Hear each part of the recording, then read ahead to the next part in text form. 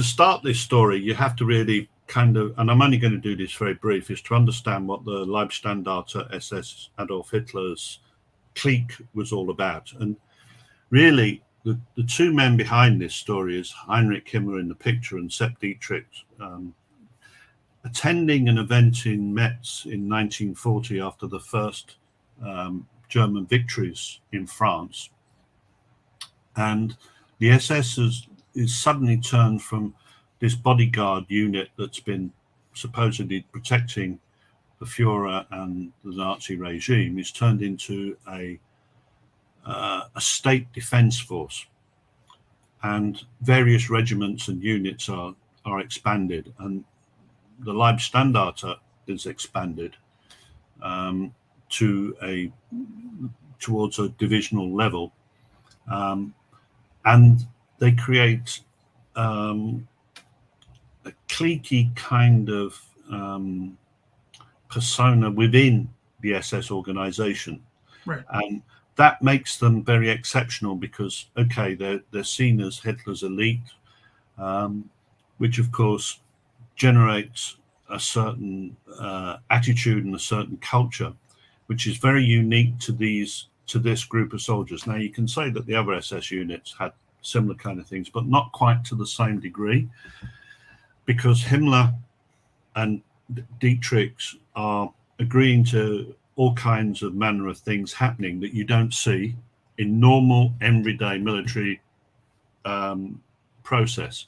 For example, many of Dietrich's officers serve on Himmler's staff or also serve in concentration camps under various forms, like Mengele. Dr. Mengele, who's a medical officer, ended up doing medical experiments in Auschwitz after having experienced with Leibstandarte. And similarly, Joachim Peiper was with Himmler on his staff, studying many of the extermination camps and concentration camps and knowing full well what the Holocaust was about. So to assume that Hitler's bodyguard didn't know anything about the war that was going on around them, i.e. Hitler's war, is, of course, an error. Now, if we move on. So there's a group of officers who are taken out of the 1st SS and become the 12th SS. And they're very significant because they are selected for the running of a division which is going to become, if you like, some kind of a youth division within the SS, which will take in these young men and make them permanent political soldiers for Hitler.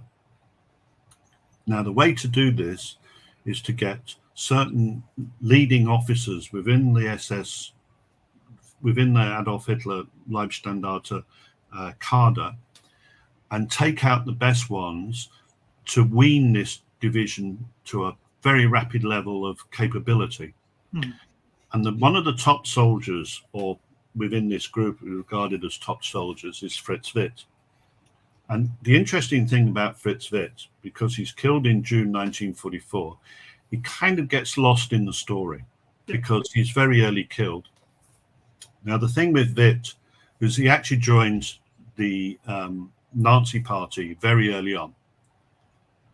So you're looking at somebody who's a young Nazi from the outset, and he is not joining for career reasons. He's joining because he is a believer. And of course, the power of his faith in the regime and in Hitler leads him into various activities. For example, he's one of the most leading figures within the murder and destruction of the SR. Right. And as a consequence, he's rapidly promoted because his faith is shown to be proven in his loyalty to the regime and to Hitler. And he gets, if you like, a form of rapid promotion through the system.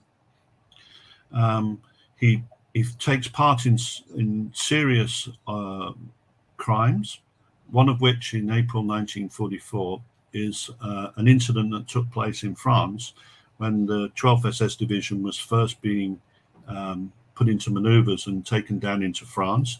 There was a French resistance attack, and the division members of the division went into Ask and took reprisals, and I think killed about 163 people. So at least 2 months before the fighting in Normandy, this group of men have already committed a serious crime, not just with the 1st SS Panzer Division in Russia and elsewhere, but actually within the colours of the 12th. So the 12th has been identified as committing a very serious crime. Okay, later on he's killed with naval gunfire, but we'll come back to that and discuss it later. So if we move on to the next one. So one of his first regimental officers is Hubert Maya. Meyer again joins the police very early on, but he's also a police officer when he joins, which just shows this idea that somehow the SS were taking young career people who were unemployed or suffering difficulty or were outside the system is not true. Many of these young men were already in good careers, or would have been for their kind of lifestyle they were raised in. And given that back in 1930 things were not so good in German society because of I forgot what it's called now. It shows you how bad my memory is these days. The Great Depression. Crash, the depression. And he's come through all of that, and he's risen quite high into the Leibstandarte. And again, he's another one of these guys who very early on have shown their loyalty to the regime, and has got a series of events in his past, especially in Russia, when he shows that his brutality outweighs his capability as a soldier. Mm-hmm. And we're going to come back to that again. So the next one. Now, Wilhelm Jungmann is again another one of these early members. He is very unusual in the sense that he actually seems to like to fight. Meyer's seen in pictures fighting, and he has all the image, but Munker, he really does actually appear to like to fight as a fighting soldier, and his fighting and his killing get wrapped into two. And he very early on in his military career is probably responsible for what happened at Vermouth in 1940 when British soldiers were murdered by Leibstandarte.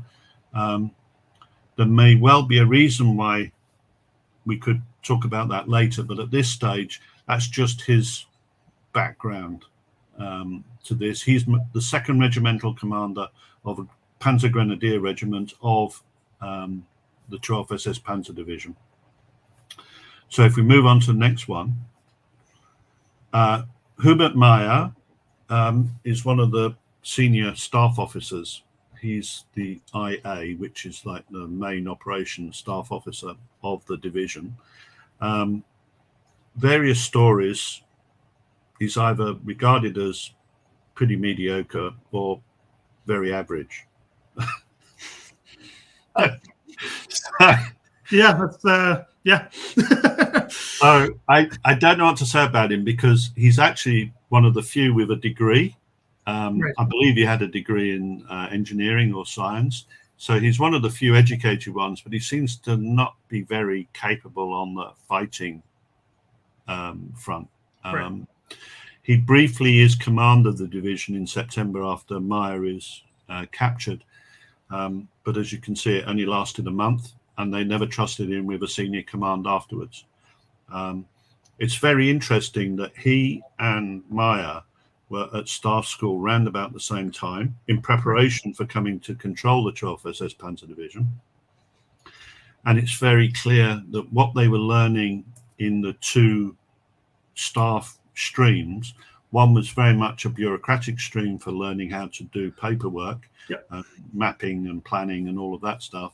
And the other one was very much into Panzer Grenadier operations, Right. which, of course, would later limit Meyer because his understanding of armoured warfare rather than just Panzer Grenadier warfare, but the overall armoured warfare was somewhat limited, and it shows in some of his actions.